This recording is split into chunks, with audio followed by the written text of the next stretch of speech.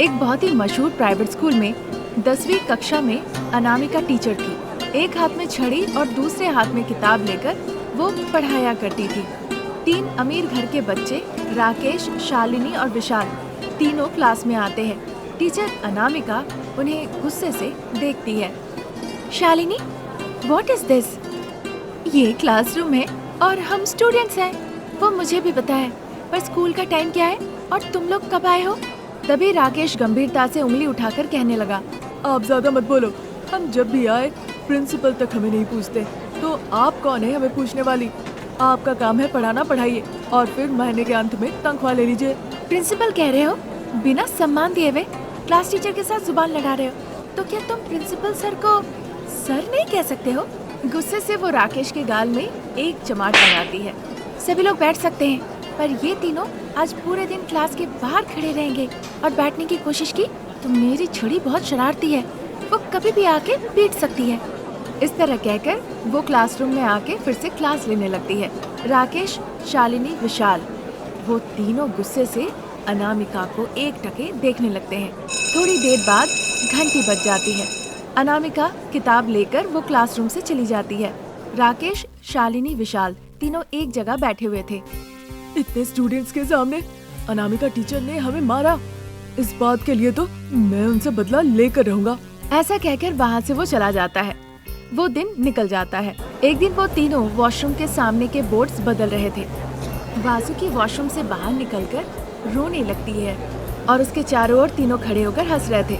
ठीक उसी वक्त टीचर अनामिका वहाँ आती है। वहाँ आके जब पता चलता है कि उन्होंने क्या किया है, टीचर अनामिका उन तीनों को कस के थप्पड़ लगाती है। तीनों अपने अपने गालों में हाथ रख के गुस्से से अनामिका को देखने लगते हैं।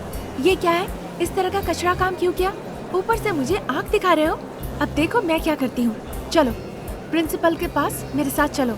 ऐसा कहकर उन तीनों के साथ वासुकी को लेकर वो प्रिंसिपल के पास जाती है।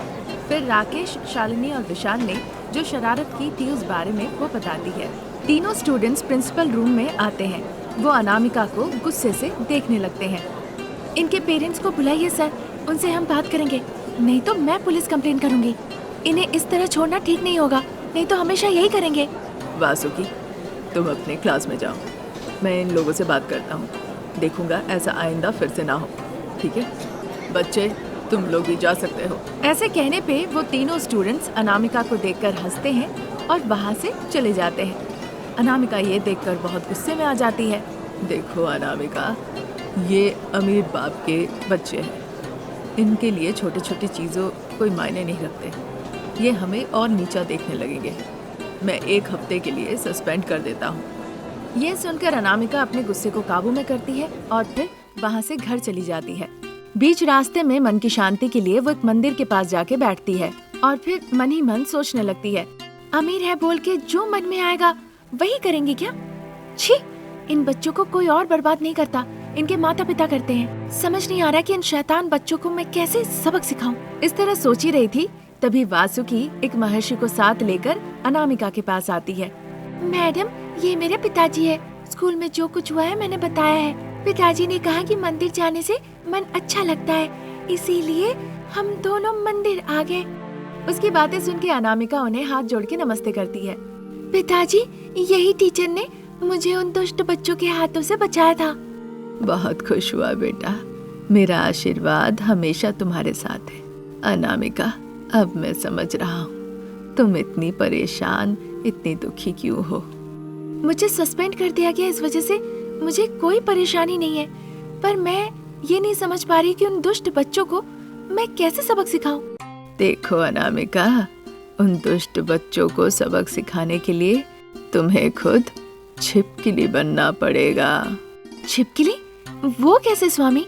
क्योंकि वो शैतान बच्चे आगे भी ऐसा करेंगे, पर अगर तुम छिपकली बन गई तो वो तुम्हारे आज्ञाकारी बन के रहेंगे, तुमसे डरेंगे। वो तो समझ में आया, पर छिपकली ही क्यों स्वामी जी?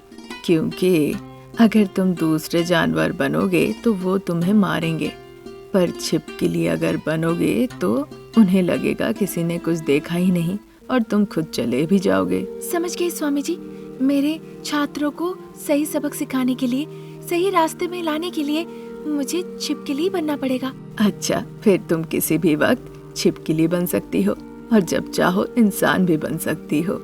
ऐसा कहकर वहाँ से वो चले जाते हैं। अनामिका घर लौट आती है, अपना हैंडबैग बेड पे फेंक देती है और बेड पे थके हारे बैठ जाती है। मतलब वो अमीर है तो जो मर्जी आए वो कर सकते हैं और मैं गरीब टीचर हूँ, इसीलिए मुझे सब देखना पड़ेगा, जैसे मानो कि कुछ हुआ ही ना हो। इस तरह सोचते हुए राकेश, शालिनी और विशाल को वो मनी मन कोसने लगती है। तभी सासू माँ शारदा अनामिका के पास आती है। क्या हुआ बहू, इस तरह दोपहर में तो तुम कभी नहीं आती हो। माँ जी, स्कूल में बच्चों की शैतानी मुझसे सहा नहीं जा रहा था। देखो बहू, हमारा गुजारा उसी तनख्वाह से ही होती है।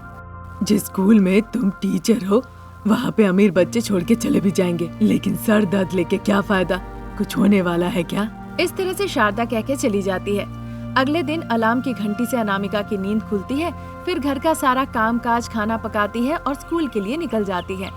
अनामिका जब क्लास ले रही थी तभी राकेश, शालिनी और विशाल अनामिका के ऊपर टमाटर फेंकना शुरू करते हैं, पर अनामिका वो टमाटर कैच कर लेती है। फिर छिपकली बनके वो राकेश, शालिनी और विशाल पे नजर रखने लगती है। अचानक से अनामिका को छिपकली बनते देख वो तीनों बहुत डर जाते हैं। अनामिका टीचर छिपकली बन गई है। हाँ, छिपकली बनके वो हमें डराना चाह रही है। अब क्लास में नहीं रह सकते हम।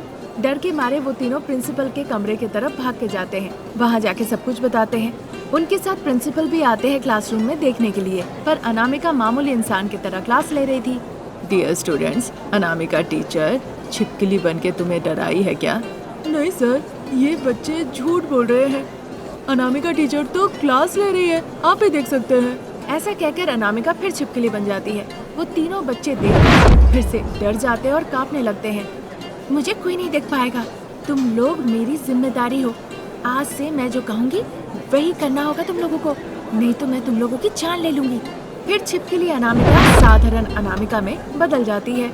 इस तरह कह के जब भी मौका मिलता था अनामिका फिर छिपकली बन जाती थी और जरूरत पड़ने पे वो फिर से इंसान बन जाती थी। वो छिपकली बन के बच्चों को सबक सिखाती है और उन्हें आज्ञाकारी बनाती है। आज की कहानी यहीं तक। नई कहानी लेके जल्द हाजिर होंगे। नमस्कार। ठंडी ठंडी शाम का वक्त था। बहू अनामिका घर के सामने फूलों के पौधों पर पानी दे रही थी। खिले हुए फूलों को देखकर वो खुश हो रही थी। सच्चा दिल लेकर जब फूलों को देखते हैं तो मानो कि सारा दर्द गायब हो जाता है। जब वो इस तरह सोचते हुए पौधों पर पानी दे ही रही थी तभी उसे पुराने दीवार के पास गोली सोडा बोतल का एक ठेला दिखता है। वो पौधों पर पानी वानी देना छोड़ के बड़ा आश्चर्य होकर वहाँ जाके देखने लगती है। जब वो इस तरह से देख ही रही थी तब सासू माँ शारदा ठंडी हवा लेने के लिए बगीचे की तरफ आती है। वो देखती है कि बहू अनामिका गोली सोडा के ठेले को देख रही है। फिर शारदा अनामिका के पास जाती है। क्या हुआ बहू, तुम इस तरह से क्यों देख रही हो? उस ठेले में क्या है? इस ठेले में क्या है माँ जी? ये गोली सोडा का ठेला है बहू। रमेश जब छोटा था तो मैं और तुम्हारे पिताजी गोली सोडा बेचकर ही अपनी जीविका चलाया करते थे। उस जमाने में ये सब तरह तरह के कोल्ड ड्रिंक्स भी नहीं थे। हाँ माँ जी, आप और पिताजी ने बहुत मेहनत की है ना। ऐसा कहकर अनामिका वहाँ से चली जाती है। इसी तरह दिन निकल रहे थे। एक दिन गर्मी के दोपहर के वक्त सूरज मानो की बिल्कुल सर के ऊपर था। घर के बाहर बाप बेटा प्रसाद और रमेश, साथ ही भाई बहन हरीश और भावना चारों मिलके सांप सीढ़ी खेल रहे थे। क्या पिताजी, सास बहू अभी तक घर नहीं आई? रास्ते में इन्हें कुछ काम पड़ गया क्या? ये सब सास बहू के साथ नहीं, धूप देख रहे हो, गर्मी की वजह से लोग मजदूरी के लिए नहीं बुला रहे हैं। फिर ये सास बहू को कौन बुलाएगा और उन्हें ही कहाँ काम मिलेगा। फिर वो दोनों अभी तक लौटे क्यों नहीं? लौट आएंगी बेटा, एक तो इतनी धूप है, दोनों काम के लिए गए हैं, काम नहीं मिलेगा तो दोनों ऐसे ही लौट आएंगी। इस तरह बातचीत करते हैं और फिर वो खेलने में मगन हो जाते हैं।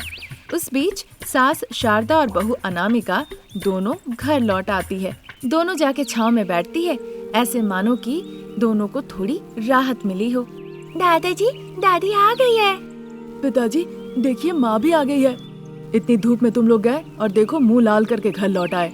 मैं और पिताजी ने मना किया, फिर भी तुम दोनों मजदूरी के काम के लिए चले ही गए। तो वहाँ काम मिला? मजदूरी के काम में पैसे ही कितने मिलते हैं, और तुम लोगों को आने के लिए कहा क्या? रमेश जब मजाक में ये सारी बातें कह रहा था, सास बहू ने उसकी बातों की परवाह ही नहीं की। तपती गर्मी के मारे उन्हें तो बस प्यास लगी हुई थी। बाप रे माँ जी, इतनी गर्मी से छाव में आई तो लग रहा था कि चकरा के मैं गिर ही जाऊंगी। बहुत प्यास लगी है, थोड़ा पानी चाहिए। वो इस तरह से तकलीफ में कहने लगी। शारदा की भी हालत वैसे ही थी। फिर मेरी प्यारी पोती भाव्या, जाओ तो बेटा मटके का पानी लेकर आओ। फिर आप मुझे आइसक्रीम खरीद देंगी? जब आइसक्रीम का ठेला आएगा खरीद दूंगी, पहले जाकर पानी लेकर आओ। फिर भव्या अपने खेल को वहीं पे रोककर घर के अंदर पानी लेने के लिए चली जाती है। ठंडा ठंडा घड़ा का पानी लाकर वो अनामिका को देती है। पानी पीने के बाद अनामिका को जान में जान आती है। मुझे भी एक गिलास ठंडा पानी लाके दो बेटा। फिर आपको मुझे 2 आइसक्रीम खरीद के देना पड़ेगा। अरे हाँ, जाओ पहले जाके पानी लेकर आओ। इस तरह गुस्से से कहने पे भव्या का मुंह बन जाता है। फिर वो घर के अंदर जाके घड़े से ठंडा पानी लाकर शारदा को देती है। शारदा पानी गटगटा के पी जाती है। भव्या उधर फिर से खेल में जुट जाती है। फिर सास बहू थोड़ी शांत होती है और एक दूसरे से बातचीत करने लगती है। तो बताओ बहू, हम कौन सा व्यापार शुरू करें और कहाँ? उसकी बातें सुन के रमेश और प्रसाद आश्चर्य हो जाते हैं। अपना खेल छोड़ के वो सास बहू दोनों को देखने लगते हैं। हम पूरा शहर घूम के तरह तरह के व्यापार जो हो रहे हैं वो सब कुछ देख लिए, कुछ भी तो नहीं बचा। अब हम क्या करें? वही तो बहू, वो सब व्यापार नहीं चाहिए।